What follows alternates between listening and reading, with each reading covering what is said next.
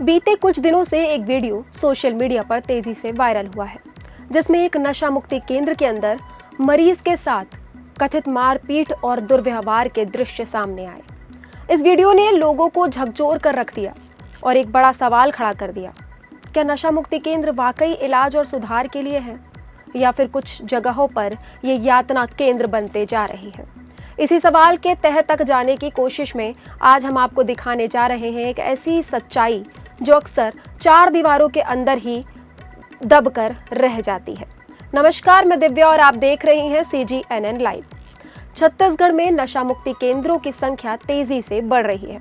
जानकारी के अनुसार राज्य के लगभग 23 शहरों में ये केंद्र संचालित हो रहे हैं।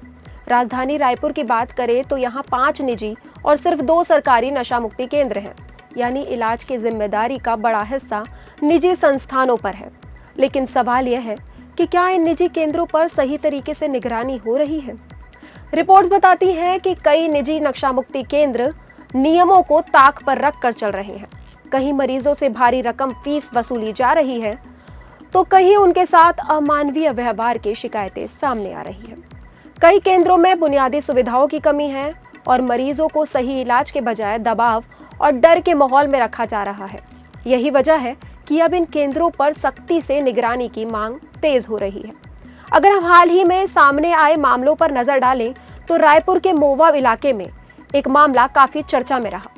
यहाँ एक युवक को नशा मुक्ति केंद्र में भर्ती कराया गया था, लेकिन कुछ दिनों बाद उसके साथ मारपीट के आरोप सामने आए। परिवार ने जब इसकी शिकायत की तब मामला खुला और जांच शुरू हुई। इस घटना ने पूरे सिस्टम पर सवाल खड़े कर दिए हैं और लोगों के मन में डर पैदा कर दिया है। ऐसा ही एक मामला भिलाई से भी बीते दिनों सामने आया था, जहां एक युवक की संदिग्ध मौत हो गई। शुरुआत में इस मामला सामान्य बताया गया, लेकिन बाद में जांच में कई चौंकाने वाली बातें सामने आईं। इस केस में कार्रवाई भी हुई, लेकिन इसने यह साफ कर दिया कि निगरानी में कहीं न कहीं बड़ी कमी है। वहीं एक और मामले में एक युवक का परिवार से संपर्क तक काट दिया गया था, जिससे परिजनों को लंबे समय तक उसकी स्थिति की जानकारी ही नहीं मिल पाई। अब बात करते हैं उन नियमों और मापदंडों की जिनके आधार पर नशा मुक्ति केंद्र चलाए जाने चाहिए। नियमों के मुताबिक हर केंद्र में कम से कम 15 बिस्तरों की सुविधा होनी चाहिए। साफ सफाई और शुद्ध पानी की व्यवस्था जरूरी है। वहीं पुरुषों और महिला वार्ड अलग अलग होने चाहिए। साथ ही प्रशिक्षित डॉक्टर, काउंसलर और स्टाफ की मौजूदगी भी अनिवार्य है। इसके अलावा सुरक्षा के लिए CCTV कैमरे भी जरूरी है। लेकिन जमीनी हकीकत यह है कि कई केंद्र इन नियमों का पूरी तरह पालन नहीं कर रहे हैं। विशेषज्ञों का माने तो नशा के लत एक गंभीर बीमारी है, जिसका इलाज सहानुभूति, धैर्य और सही मेडिकल देखभाल से ही संभव है। किसी भी तरह की हिंसा या मानसिक दबाव मरीज की हालत को और बिगाड़ सकता है। इसलिए जरूरी है कि सरकार इन केंद्रों पर नियमित जांच करे और नियमों का उल्लंघन करने वालों पर सख्त कार्रवाई हो।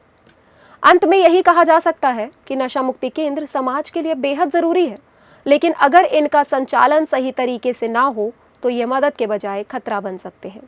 जरूरत है पारदर्शिता, जवाबदेही और इंसानियत की। अगर आपको यह जानकारी जरूरी लगी हो तो वीडियो को लाइक करें, ज्यादा से ज्यादा शेयर करें और कमेंट में अपनी राय जरूर बताएं। फिर होगी मुलाकात नए विषय के साथ। तब तक बने रहें CGNN लाइव के साथ। धन्यवाद।